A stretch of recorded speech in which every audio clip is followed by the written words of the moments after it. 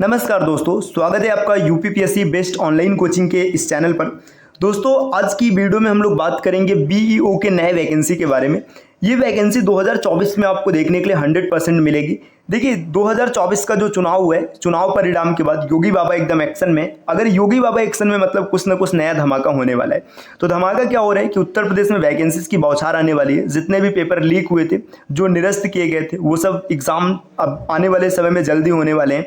इसके अतिरिक्त जो भी रिक्तियां हैं उन्हें जल्द ही भरा जाएगा। तो इसमें एक महत्वपूर्ण रिक्ति है बीईओ, जो कि काफ़ी समय से प्रतीक्षा में है कि इसकी वैकेंसी कब आएगी। लास्ट टाइम 2019 में आया हुआ था। तो ये देखिए 5 साल हो गए, 2019 के बाद 2024 चल रहा है, अभी तक वैकेंसी देखने के लिए नहीं मिली। तो आप एकदम निश्चित रहिएगा कि वैकेंसी 100% 2024 में देखने के लिए मिलेगी।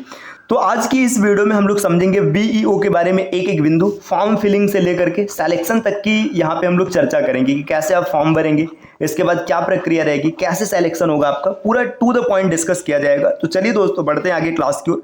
वीडियो को लाइक जरूर कीजिएगा। इसका जो नोटिफिकेशन है, ये मान के चलेगा कि सितंबर अक्टूबर के आसपास आपको देखने के लिए मिल सकते हैं। अगर सितंबर अक्टूबर में नोटिफिकेशन आता है तो आपके पास तो ज़्यादा समय नहीं बचा है।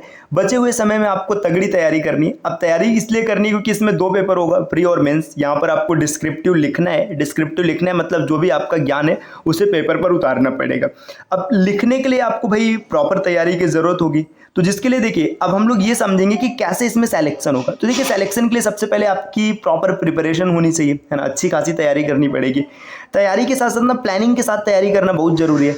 अब इसमें रिसोर्सेज क्या फॉलो करने हैं हमें ये भी पता होना चाहिए। अगर आप गलत रिसोर्स को फॉलो करेंगे तो काफ़ी ज़्यादा मेहनत करने के बाद भी आप सिलेक्शन से कहीं ना कहीं दूर रह जाएंगे। आप 1 नंबर, 2 नंबर, 4 नंबर ऐसे मार्जिन से आप छूट जाएंगे। अब all about that is important. जितनी भी चीज़ें इंपॉर्टेंट है बीओ के लिए, सबकी बात करेंगे इस वीडियो में हम लोग। तो चलिए और आगे बढ़ते हैं। देखिए, यहाँ पर दिया गया है कि बीईओ होता क्या है। तो यही चीज़ सबसे पहले समझने की जरूरत है कि बीईओ होता क्या है। ऐसे समझिए ना, जैसे आरबीआई को हम लोग कहते हैं का बैंक, मतलब बैंकों का जो बैंक है उसको आरबीआई कहते हैं ना, बैंक ऑफ बैंक्स, बैंकों का बैंक। इसी तरीके से जो बीईओ है तो इसको आप ऐसे कह सकते हैं टीचर ऑफ टीचर्स। मतलब ये क्या, ये टीचर है, किसका टीचर है? ऑफ टीचर्स, है ना। मतलब जो शिक्षक होते हैं, जो शिक्षक है उनका ये शिक्षक है।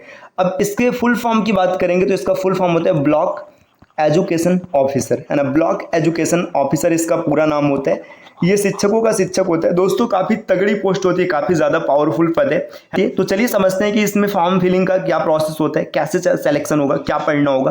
तो देखिए, जब इसमें आपको फॉर्म भरने की बात करेंगे, एलिजिबिलिटी क्या होनी चाहिए आपके पास। तो सबसे पहले तो आपका ग्रेजुएशन होना चाहिए। ग्रेजुएशन का मतलब स्नातक, बीए, बीएससी, बीकॉम, अपने कोई भी सब्जेक्ट से स्नातक किया कोई फर्क नहीं पड़ता है, आपके पास ग्रेजुएशन होना चाहिए। और साथ में बीएड या फिर इसकी इक्विवेलेंट कोई डिग्री आपके पास होनी चाहिए। मतलब बीएड या फिर बीएड के समकक्ष का कोई डिग्री होना चाहिए। एज की बात करेंगे तो इसमें एज 21 से 40 वर्ष, ये आपका एज क्राइटेरिया नॉर्मल है। इसमें जो रिलैक्सेशन मिलता है, जैसे ओबीसी की बात करेंगे तो ओबीसी के लिए 3 इयर्स है ना। एससी एसटी या जितना भी मतलब जिनका रिलैक्सेशन है 5 इयर्स, है ना।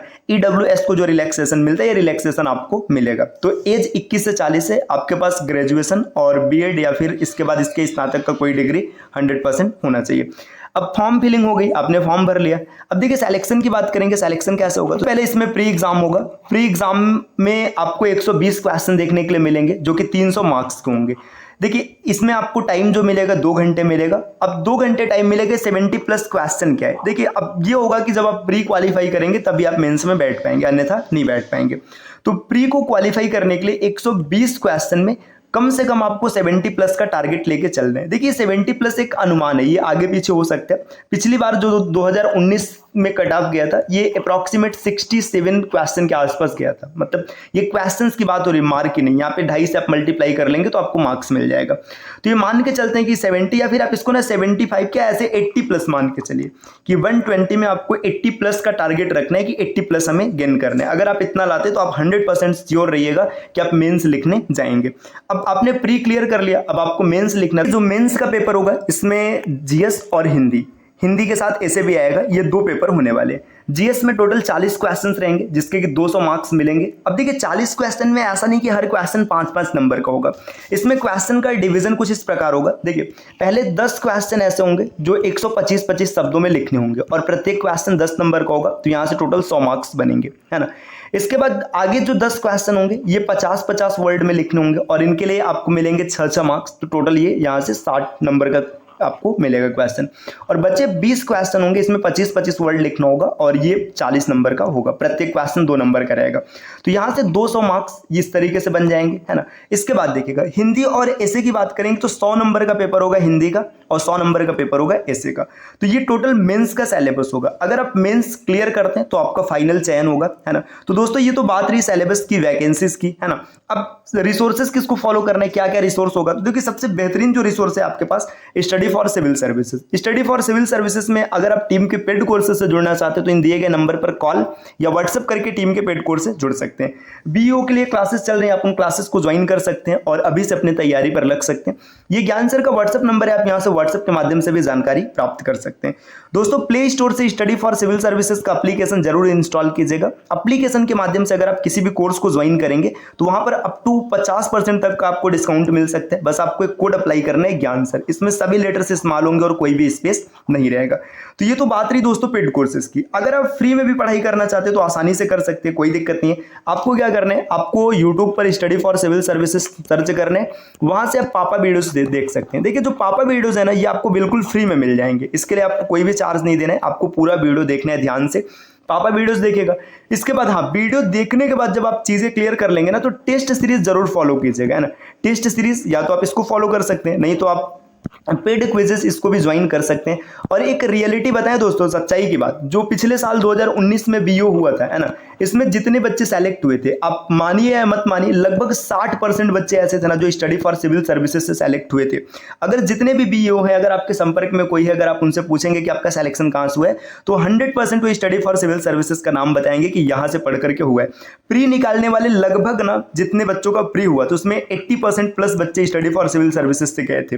ये वास्तविकता है, अभी भी किसी दिन हम आपको प्रूफ के माध्यम से इसे जरूर दिखा देंगे, ठीक। तो दोस्तों ये तो बात रही कि बीओ की वैकेंसी कब आएगी, क्या होगा सिलेक्शन प्रोसीजर, कैसे सिलेक्शन होगी।